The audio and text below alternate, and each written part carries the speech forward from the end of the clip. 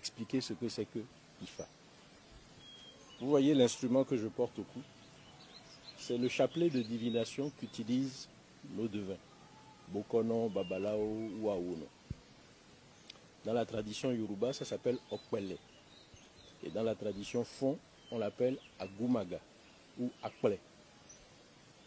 Cet instrument est le fondement du système IFA. Et je vais vous démontrer en 1 minute que c'est l'ancêtre de l'octet. Nous croyons avoir découvert l'octet avec l'arrivée de l'informatique, alors que nous maîtrisons l'octet depuis 4000 ans avant Jésus-Christ. Si vous prenez le dictionnaire Larousse, ou que vous allez regarder sur Google la définition du mot octet, un octet est un ensemble ou un multiplet de 8 éléments binaires. Dans cet instrument, regardez combien de demi-coques de noix nous avons. 1, 2, 3, 4, 5, 6, 7, 8.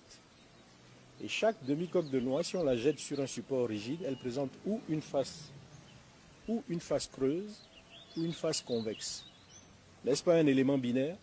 Creux, convexe, comme une pièce de monnaie, pile ou face. 8 éléments binaires, voilà l'octet. Mais nous ne savons pas que nous sommes détenteurs de l'octet avant même que les Occidentaux ne conçoivent le binaire. Puisque la logique binaire n'a été théorisée en mathématiques qu'au milieu du 19e siècle, vers 1852-53, par l'algèbre de Boole, qui annonce l'émergence de l'informatique un siècle plus tard, au milieu du 20e siècle. 4000 ans avant Jésus-Christ, nous maîtrisions le binaire. Mais nous ne le savons pas, puisqu'on ne nous enseigne pas ça à l'école. Moi, je n'ai pas appris ça à l'école. De la maternelle jusqu'à l'université, on ne m'a jamais appris que mes ancêtres étaient détenteurs du binaire.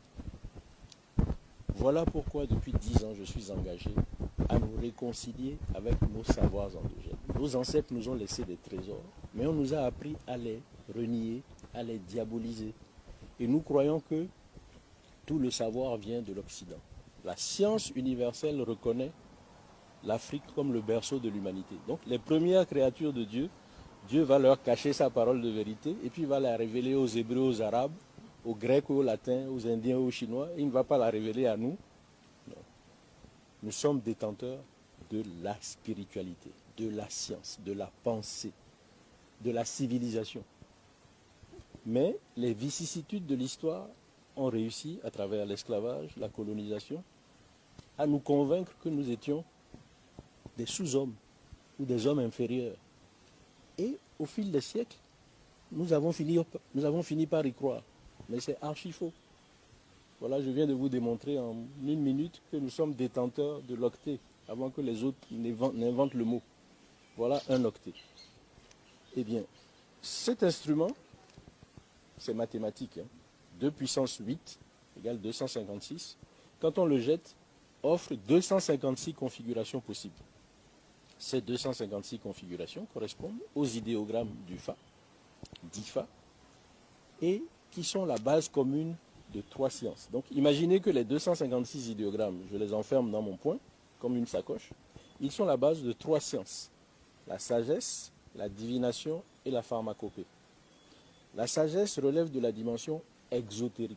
C'est un accès libre, tout le monde peut y avoir accès. Mais la divination et la pharmacopée relèvent de la dimension ésotérique et initiatique. Il faut aller à l'initiation. Donc, je vous décris le système et maintenant nous allons naviguer dans la sagesse. J'ai sélectionné un échantillon de 16 enseignements tirés de cette sagesse-là, de la sagesse d'IFA, que je poétise. Je synthétise en vers pour que ce soit facile à mémoriser. Et je vais vous donner quelques exemples. Notre devise nationale comporte 3 valeurs: fraternité, justice, travail.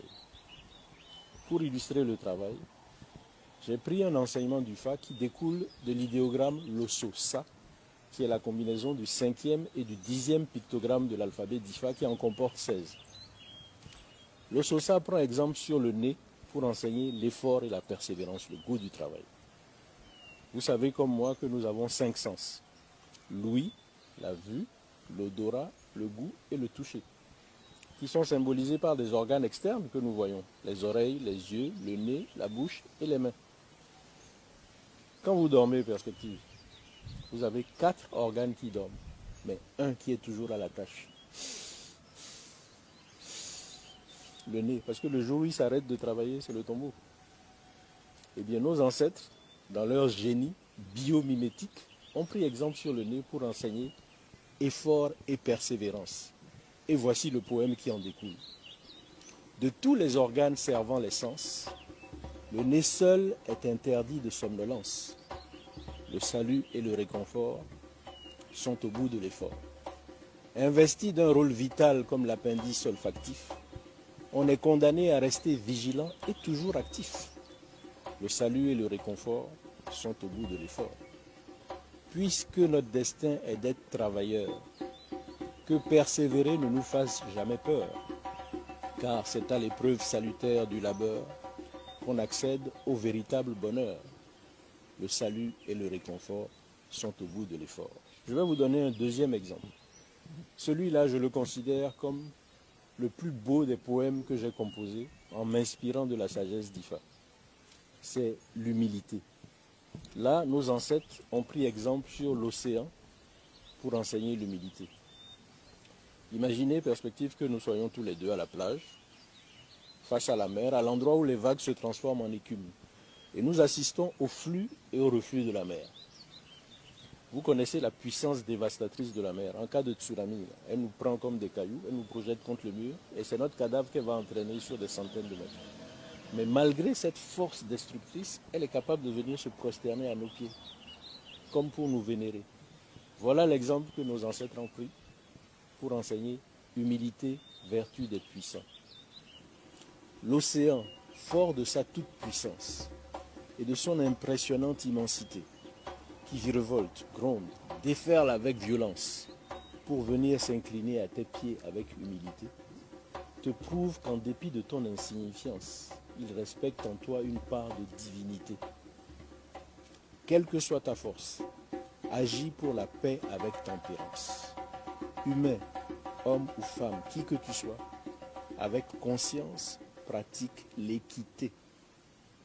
Voilà comment j'extrais les enseignements de notre sagesse ancestrale et que je les propose sous forme poétique. Si nous avons l'intelligence d'aller puiser dans cette sagesse-là pour faire l'éducation morale et civique de nos enfants, en même temps que leur éducation patrimoniale, parce qu'on leur fait découvrir l'héritage de leurs ancêtres, vous allez voir comment nous allons réformer notre système éducatif et comment nous allons former des citoyens droits, responsables, vaillants, travailleurs,